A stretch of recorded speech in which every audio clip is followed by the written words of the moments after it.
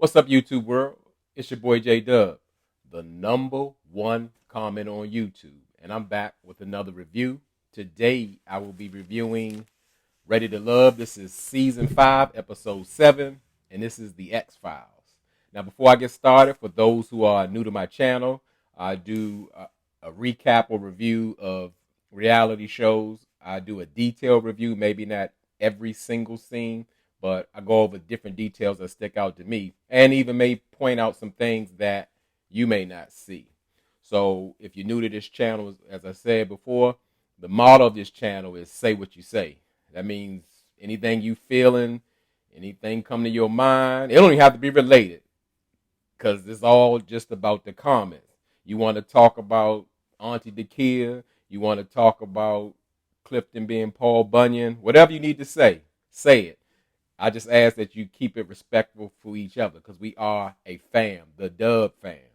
So let's go ahead and just jump into this review. It continued all where the kid was saying that there was an inappropriate incident with Eric, and she explained that Eric had uh, touched her inappropriately. They were taking a picture, and she made like a joke of saying like, "Well, we're gonna take like a prom picture where he's standing behind her and holding her waist," and she said he took her to the next level, saying, "Oh, I'll show you something better than a prom picture," and she told him like he was out of bounds with his hands. Now, I really believe that because, give an example when Carmen was asking Eric, like, well, if you into me, touch up on me. And he touched up on it, and he like, ugh, all that extra. Like, Eric goes out his way to prove his masculinity. That's what I see, in my opinion. And I certainly believe he took it too far with her. And I'm just kind of tired of scandals where uh, we got situations where somebody's doing something inappropriately. Maybe back in the day, maybe people didn't speak up as much, but at the same time, like y'all aren't teenagers. You should be able to know how to handle yourself without taking it too far. Because I definitely put it all on Eric. And well, Tommy pretty much says, well, he will have a conversation one on one with Eric today to address the situation. And Auntie the kid was very, I guess she appreciated that Tommy's going to do something or step into it. So Tommy pretty much, he's like, well, we're going to go along with the program because they're already at the ladies' lounge. And he's telling them, he said, well, there's still some speed bumps ahead. Travel down your heart's memory lane. Let your ex meet your next. And all the ladies is they kind of bother know about who wants to really introduce their ex to their next potential person. So we go right into all the dates because it was a lot of dates. It felt like the dating would never end. Normally we don't get to see so many dates. So we first start with Joy. She's meeting her ex, and they're at Carmine's restaurant. That's a famous Italian restaurant. It's actually downtown near what would I say, Chinatown in D.C., but more closer, it's right across the street from where the Washington Wizards basketball team plays at. So yeah, I've been there before. It's the food is really good, and Joy and her ex are meeting Clifton and Weird Laverne. And when I tell you Laverne, he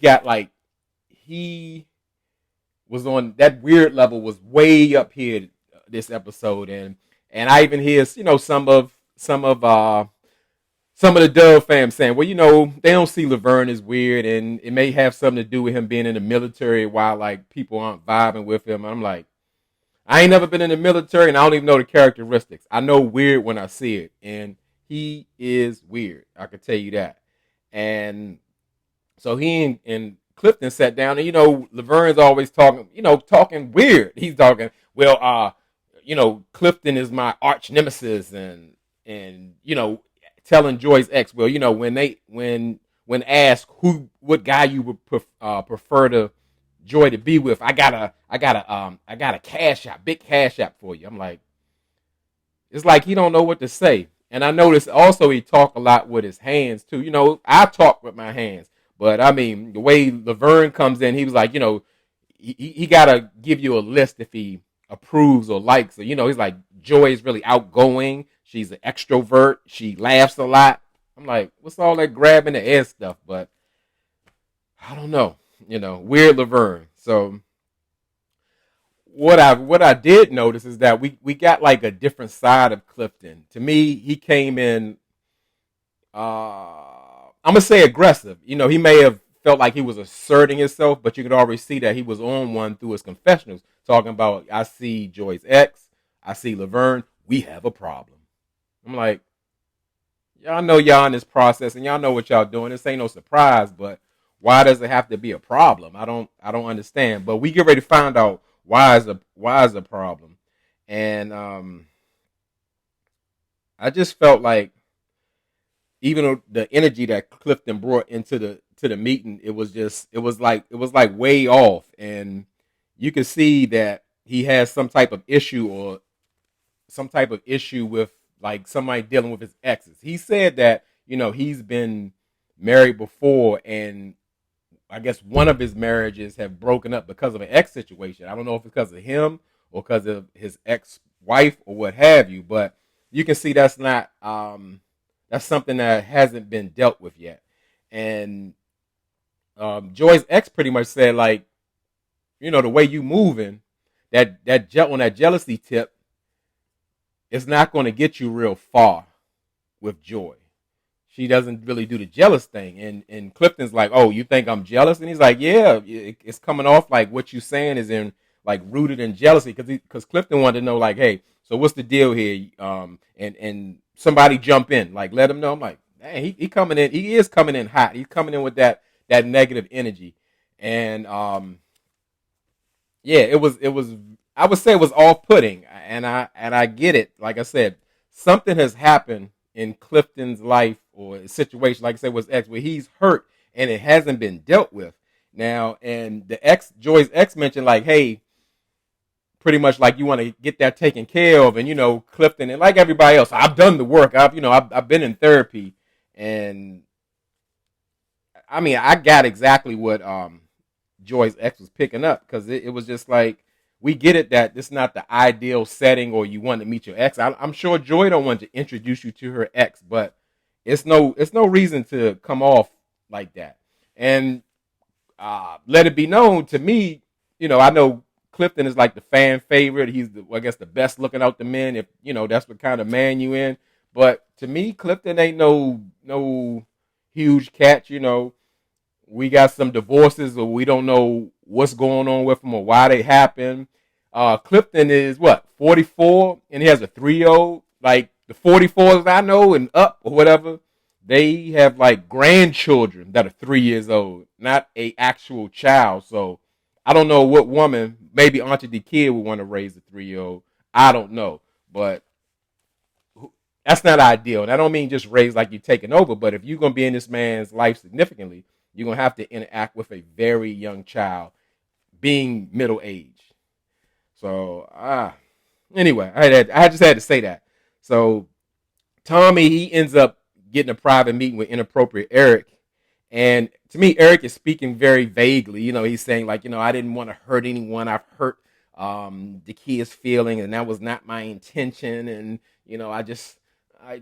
he just an inappropriate Eric just turned into the victim in this situation. He didn't grope this lady, trying to prove a point how much man he is, and now he's the victim. So he needs to do some self-reflecting, because he's actually not sure that he's ready to love anybody. He was so ready.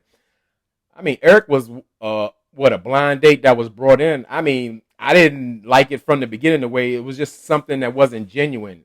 To me, he seemed to hit it off with the kid, but to me, it was more on a personal level. Like, some people are people persons, so they could pretty much get along with anybody. So I didn't see like this magic that he was bringing, and especially the way he was moving with Carmen. To me, the process seemed tainted. It was like they made a pact, or she had some type of influence on him, because they work with each other professionally and they know each other personally. So I'm glad he's gone. I want him gone. So he's going to self-eliminate and just move on and reflect on himself, and he's going to do his work as well. He's going I guess, see the same therapist that everybody else is seeing. So we see Carmen. Carmen, I see her walking hand in hand with her father, and they're meeting P.O. and Donovan. Well, no, it ain't her father. It looked like her father for real. But I was wondering, like, why they, if that's her ex, why are they walking hand in hand? I mean, and they were like the fingers were clutched together and everything. I'm like if I'm Carmen's potential guy or something, I might turn into Clifton after seeing that. What's going on here? So to me, the meeting with Carmen's ex and P.O. and Donovan, it was a very mature meeting. Her father wanted to know about their intentions. Like, what type of intentions do you have with my daughter? And Donovan pretty much gave, Mr. Don, he wants to make every woman's life happy and, just make her feel good and let her be herself. Um, P.O.'s intentions, I always said P.O. was awkward. And, P.O. he first wants to, make him his girlfriend, in a little while be his fiance, and then be his wife forever. He's like, yeah. And Carmen's like, oh, you're going to make me blush. And why I did that, because I noticed, like, Carmen's face don't move like that. I don't know if it's some kind of medical situation. She had a mini stroke, or she do the Botox thing, but she didn't have a facial expression, but saying that she was like blushing, but I didn't see it. So after the meeting, they went. Um, Carmen asked her father about, like, what did she think of the guys, or who was a better fit, and her father said that Donovan's probably the better fit. Without, P.O. Came off kind of soft, and Carmen's like, dang. She can't be, dang. She was surprised. She can move her eyes, but she can't move this part right here. And I give everybody, I give P.O. a hard time. I give him a hard time, but I would never say P.O. was soft. I don't see him that way. Maybe he did. Nah, listen. Men know that you use that term soft. That's not a positive term. Doesn't mean he's a little too gentle. It means like he's soft. He's a soft man, and I can't even put that on my boy P.O. Shout out to P.O. because I give P.O. the business, and he takes it like a champ on the chin, because it ain't personal. It's what I see. I'm gonna say what I say, however I feel it. So I have respect for P.O., and I don't think he's soft. He's a little weird and awkward at times, but not soft. So Carmen's dad said Donovan's the guy. So we go to Ace, and Ace, she meets up with her ex, and she's with Weird Laverne again. Do we have to see him again? Weird Laverne and Tori, and they're at the Balcon restaurant, and that's in the Greenbelt, Maryland area. The put y'all there, or put where you at, is really close to the University of Maryland. They may call it Berwyn Heights or what have you, but it's in a spot where, like, what I saw, it's a really nice place on the inside, but on the outside, as you can see, they walking like, past gas stations and all that kind of stuff. That's a big reflection to really bring y'all here. That's a big reflection on things that are, let's say, designed predominantly for black people. We don't have the nicest of the nicest, and why I'm putting emphasis on that, it's not a myth. In this area, this is the highest concentration. Excuse me, I can't even say the highest concentration of wealthy black people, and stuff that's even supposed to be on a higher scale, it's on a lower level. We have to venture out, like, to Virginia to get some of the higher standards of things, or you have to go directly downtown DC. There aren't really places to eat, to shop, that are on this higher level, even though we have the money to spend 100% with the biggest consumers. It's just not there. And that Balcon restaurant is the reflection of that. Like, it's in a shaky kind of area or whatever, like, you wouldn't feel like, you would feel funny dressed up nice and getting out your nice car and going into that place. Yeah, the inside might be nice, but the outside, you know. I just had to put that out there because I want y'all to really know what's going on. If you don't live like in downtown DC or in certain areas of Virginia, everything is the less. You have to venture out to get good things, like even a grocery store. So, but let me get off that for I'm trying to protest about how they treat us in the DMV.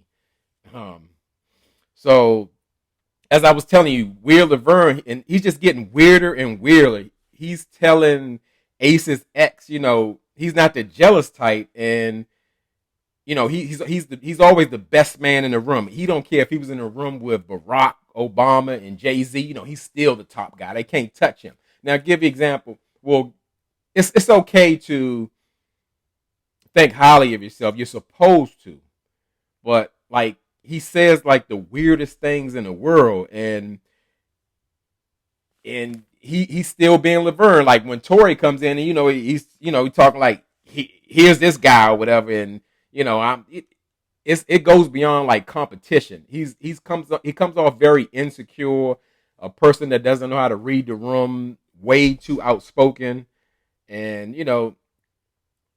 yeah. What I was just saying, like about Tori, he's telling Tori like, "Oh, Tori's that guy. He's a spectator," and telling her ex just like you.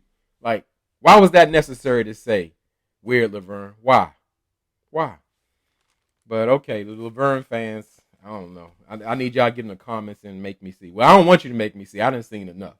So, as I was telling you, as far as Ace, I've been kind of pointing out Ace because, like, to me, Ace has been sliding, skidding, going through the radar. She doesn't have connections with anyone to me except Laverne, but she says it's Tori.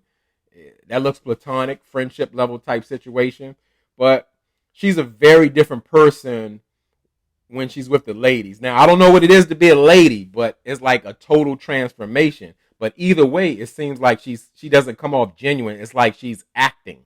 Not that she's an actor, but she's acting a part of what it to be. So when she gets around guys, she kind of shrinks down a bit. And with the ladies, she's all complimenting and yes, girl, and all that. I'm like, I don't get it. I don't see it for Ace. I don't even know how she even lasted this long. So, Weird Laverne is just being Weird Laverne. He's just taking over the whole thing. And when he's talking to Ace's ex, he was asking about kids, and he's giving the vague answer about for people who don't want to have children. Well, if she wants that, or I'm open to it, or we can talk about it, or something like that. He don't want no kids. He got like teenagers, 12 and 16 or whatever. But instead of saying that, he don't want to kind of eliminate himself from the process. But asking about kids is a normal question. But Weird Laverne's answers aren't normal. So he get to talking about since we talking about kids, even though we don't have them, we got to be practicing, and I'm gonna be taking my I'm gonna take my ginseng, and it's hard to control when I see Ace. I get that bulge in my pants. I'm like, if y'all don't get this man off my screen, like, I know everybody's different. Everybody got a different personality, but I don't want to see that. I don't want to hear that. I don't want to see Laverne again, ever. So let's get off that date. Let's go to Sabrina's date. Sabrina is meeting with her ex and her top 3 picks. And she meets with Tori and Donovan. Her third pick, Demetrius, he had a separate pick. I don't know if that happened that way or was a scheduling conflict, but he got his own date with the ex. And when I watched Tori, he was giving off a very negative vibe. But in his confessional, he's telling like, hey, if something's bothering me, you'll never be able to read it. Like, I am an energy person. I can read people's energy very well, but everybody could probably see this. Like, you could see he had an issue. He was coming off like real passive aggressive. He was doing air quotes with like, oh, if we have a connection. And it felt real like juvenile like. And even Sabrina X, he felt the tension as well. Because like the way he was talking, he was like, do y'all need to take a break or, what's going on? And how it really showed up, you could really see when Donovan came in, he came in like with confidence. he was very polite. He brought Sabrina some flowers. He was engaging with the ex, trying to find out what was going on, or taking this opportunity to get some answers. Tori didn't want no answers, or he didn't ask nothing. It was just like he didn't really want to be there, and yeah, so he didn't do a very good job when he was talking about like if something's bothering him, you can't read it. I read it very well.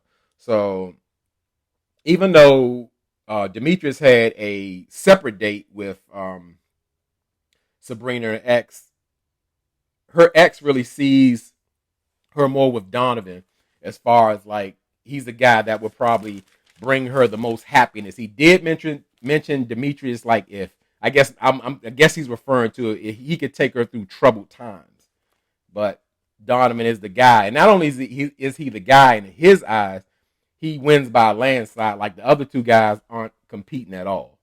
So we go to Tina's date with her ex, and Tina is meeting with Po and Demetrius, and my man Po says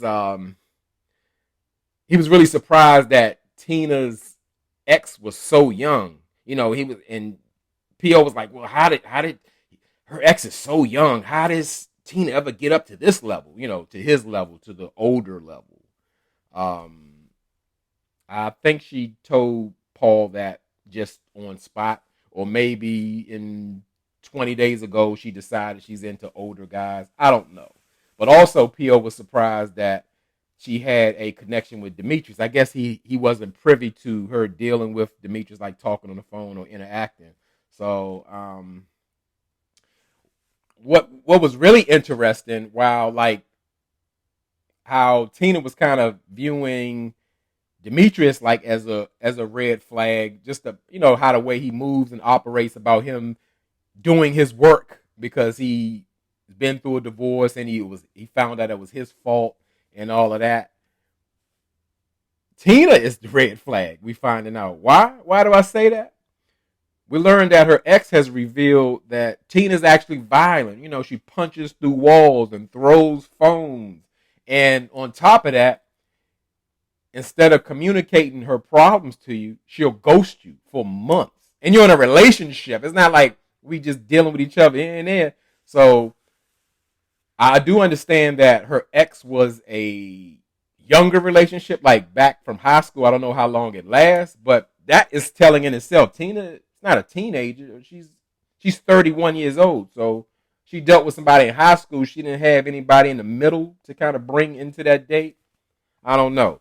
But yes, throwing phones, a woman punching. I don't want to put emphasis on that, saying a woman, anybody punching through walls when they mad or ghosting you in a relationship is a huge red flag. So her date should be alarmed for real. So we go to, I guess, the final date with Unhealed Clifton, and he's meeting with Auntie Dakia in some type of lounge. And Clifton says, even admits in his confessional, that he's intentionally trying to make Auntie Dakia's ex uncomfortable by like showing her a lot of PDA, rubbing on the hands and legs and all that stuff, just to see or test like if Auntie Dakia is going to give some of that affection back, or is her ex going to get uncomfortable. Like, I'm trying to tell you, this man got some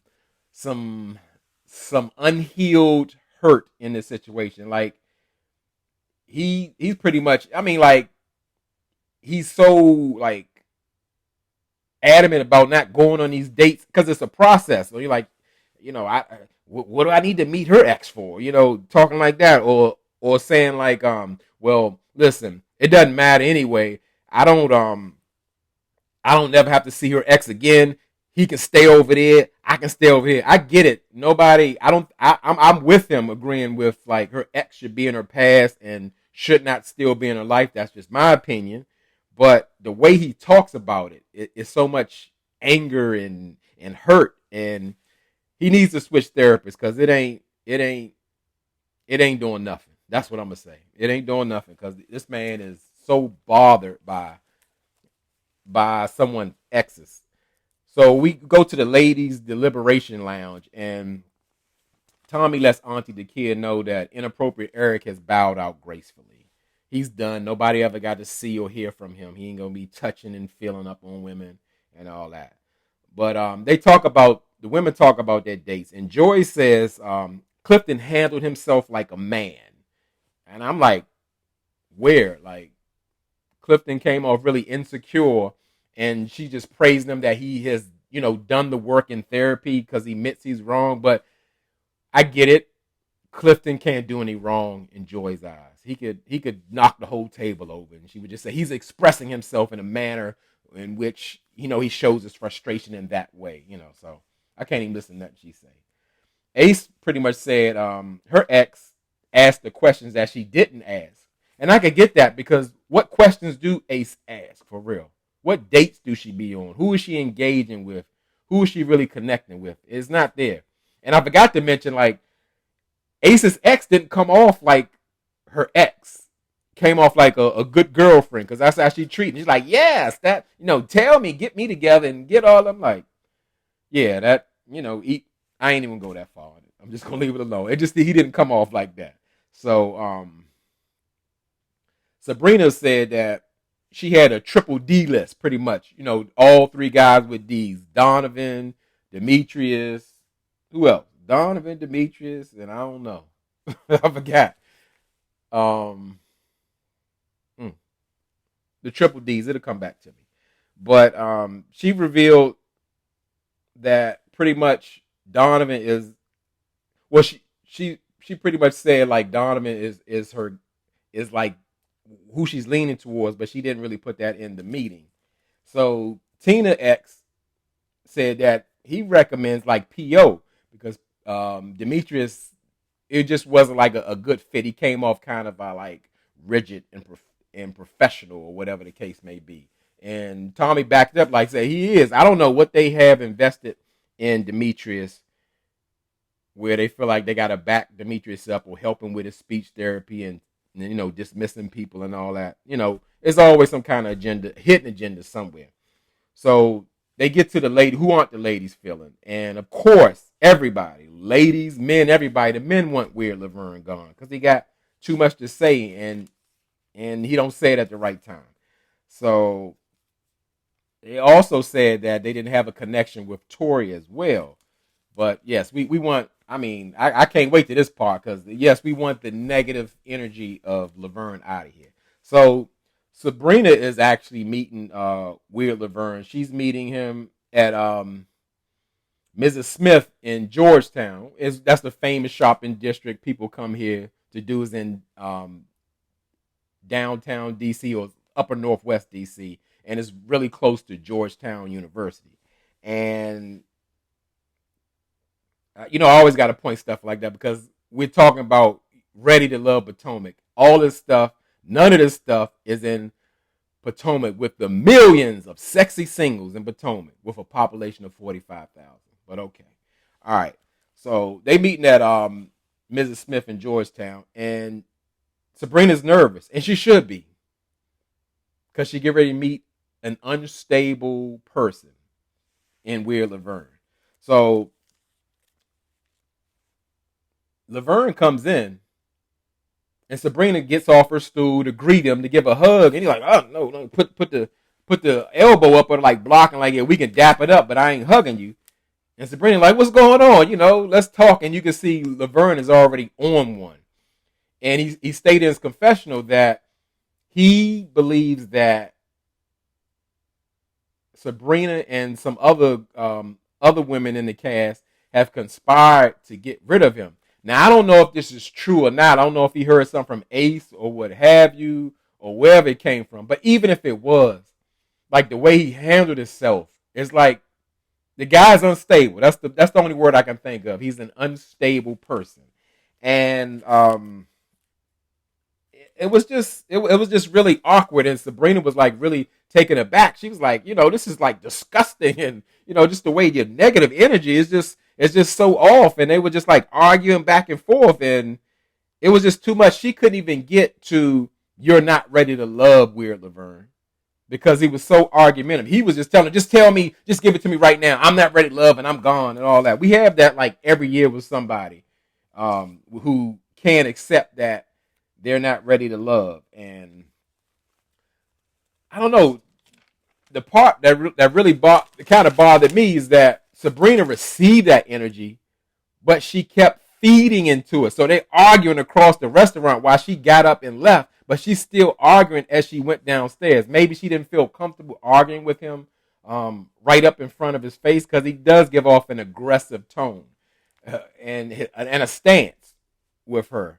And I guess Sabrina didn't get the wise old advice. You know, when people tell you never to argue with fools, because people from a distance can't tell who is who. They're just going back and forth for what? You know the man is unstable. He's a psycho. So why are you going to keep going back? He's not going to receive anything that you're saying. So what's the point? Sabrina, move on. Go in protection with the other cameras in the space. Get away from this nut job. But you look crazy for arguing with him like that. You could have walked away. So we go to Auntie Dakia. She took her nephew Tori out on a date, and you know she's sitting there trying to make him feel good. You know, aunties always want to make you feel good. They want to comfort you. So she's telling Tori that the ladies have really been saying some great things about him, and they enjoy his vulnerability and stuff like that. And you know, Tori just soaking it in because, like I said, an auntie always make you feel good.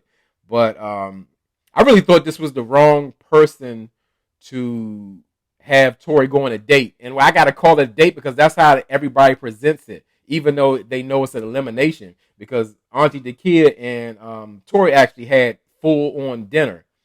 And now she's saying, like, well, hey, Tori, the ladies, you were kind of like in the bottom, but, you know, they still feel like you're ready to love. And why I go back to saying, wow, that was the wrong person. Auntie Dakia was just physically inappropriately touched by Eric. And we know Tori, the kidney smasher, like to talk and feel up. Well, no, he didn't give that same energy, but Auntie Dakia is saying now she see her nephew in a different light. He's starting to look a little sexy. And she's like, come on, bring it in. Give me a hug. Auntie want a hug. He grabbed her like a football player, like wrapped his arm around her waist and like snatched her in. I'm like, she asked for it, so I hope she don't go tell Tommy now that her nephew then grabbed her up a little rough and inappropriately because she a lady. She asked for it. So that was pretty much the episode, and yeah, yeah, that was it. I'm still trying to just get past all the foolishness. Will Laverne to me was exhausting in this episode. So, you know, next week it'll be the ladies' turn, I believe, the men's turn to eliminate a lady. So we'll see how that goes. I don't know if they're going to switch it up because Eric already self-eliminated. Maybe he helped somebody out. I don't know. But I'm still ready for PO to go, even though that's my man. I'm ready for Ace to go. We're going to just leave it at them two. So, as I said, I appreciate y'all. Keep rocking with me. Give me all that good support. Get down in those comments. Tell me what you think. What did I miss? Something, you know, let's just do it in the comments. And as I always say, y'all could be anywhere in this YouTube world, but you're here with me. I really appreciate it, and I really mean it.